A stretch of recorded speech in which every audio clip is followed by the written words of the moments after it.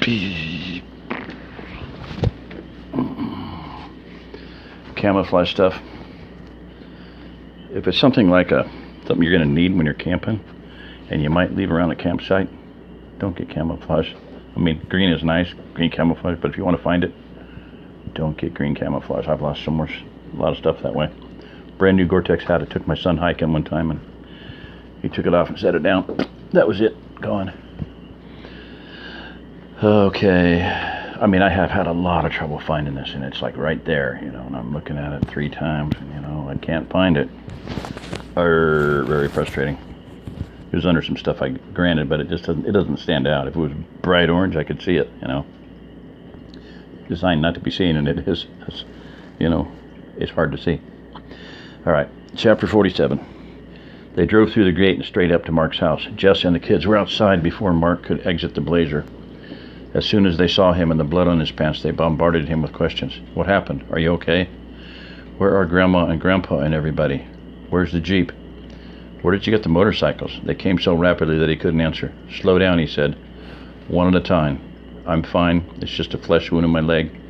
Grandma, Grandpa, Uncle Mike, Aunt Monica, and their families left 10 days ago to walk here. The Jeep is ruined, and the motorcycles are a long story. Help me down, and I'll fill everyone in. David helped his father down. Mark saw people coming from all over the neighborhood to find out about the trip. He saw Letty and Robbie running from Manny's house. Manny caught them before they got to the crowd and talked to them for a minute. Mark saw Letty fall into her father's arms, and Robbie just stood there shaking. Mark noticed that Jess and his kids were watching too. What happened, Dad? Sam asked. Mr. Simmons and Mr. Washburn didn't make it, Mark said. Oh my God, Jess exclaimed. What happened? They ran into a roadblock and they were killed by the guys manning it. Is that where you got hurt? David asked. No, that was the last night. I'll fill you in later. Right now I have to talk to Mrs. Simmons. Mark saw Scott's wife coming up the road. He moved toward her and waved her over. Roberta. Hi, Mark. What happened to you? It's nothing. Just a scratch, really. Listen, I need to talk to you. Let me say hello to Scott first, all right? Roberta. I need to talk to you about Scott. We ran into some bad luck. Scott and Ed Washburn were riding point in the Jeep when they ran into a roadblock.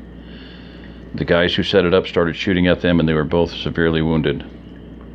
The woman stared at Mark and blinked her eyes several times. But Scott's going to be okay, right? No, Roberta, we weren't able to save him. I'm so sorry.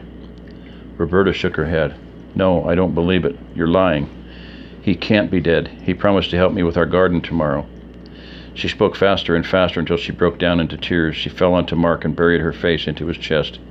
He had to step back on his injured leg to support the weight she had suddenly thrown onto him. It hurt him, and he quietly winced. She kept talking even though he could barely make out what she said. I begged him not to go. I was afraid something would happen, and now it has. He said he had to go. He said he would have followed... All right. He said he would have followed you to hell and back, Mark Turner. Suddenly she stopped sobbing and pulled away from Mark. The look in her eyes was full of hate. It's your fault, damn you. He only went because of you, and now he's dead. It's all your fault. She turned and ran back toward her house. The words cut through him like a knife. He had told Jess this would happen just yesterday morning. He had gotten people killed, and now everyone would hold him responsible. At least he wouldn't have to be the leader anymore, he thought. Don't worry, Jess said as she slid under her husband's arm. She's just upset, and she has to blame someone. It's not your fault. It was just bad luck. Mark looked over to where Manny, Letty, and Robbie were standing. Manny now had the young boy in his arms, and Letty was hugging Ronnie, and they were crying together. Gunny was talking to a group of men with Rob, and the other travelers were gathering up their gear and heading home. Let's go down to the clinic, Jess encouraged. You can unload your stuff later. I want Lisa to look at that leg. Mark followed his wife to the Olson house, with his kids supporting him on each side. He gave them the abbreviated version of the trip. When they got to the clinic, Lisa had him remove his pants and lay on his stomach. He was a little self-conscious of being in his shorts in front of his best friend's wife, but he continued to talk about the trip, to try to cover up any embarrassment that might show. Lisa uncovered the wound and probed it from each side. She asked him a few questions, the most relevant to being how much pain he was in. She gave him a painkiller to swallow and a big shot of antibiotics in his good hip. Then the wound was cleaned and dressed. You'll be fine, Mark. The bullet cut a clean hole through the muscle. Whoever patched you up did a good job. You'll be running again in 2 weeks. The nurse winked at him and then gave Jess a nod and a smile to let her know that she didn't need to worry. Thanks, Lisa, Mark said as he started to get up. Whoa there, cowboy. You've got to stay there for 30 minutes so I can make sure that you don't have a reaction to the antibiotics I gave you. Okay, Mark agreed wearily. Can I at least get a blanket or something to cover up my half-naked butt?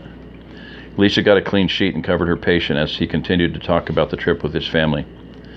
Where did you get the motorcycles from, Dad? David asked.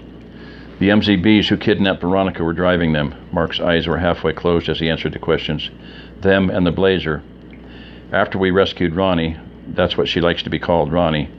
His eyes closed to the point where they were mere slits.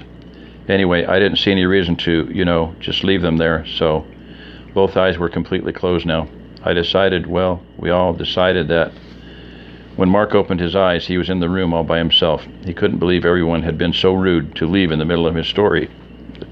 Had it been that boring? The propane lantern Lisa had used when she checked his leg was still burning, but it had been turned down so that it only produced a pale yellow light. It allowed him to see a stack of clean clothes on a chair. He wondered where they had come from, and his mind started making sense of the situation. He must have fallen asleep and someone brought him some clothes and took all of the dirty ones. But how long had he been out? It looked like they had taken his watch and other personal items as well.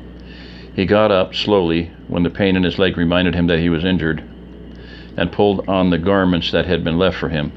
He found a small flashlight in a pocket and turned it on, then extinguished the lantern.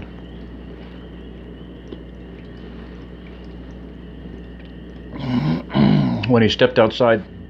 Okay.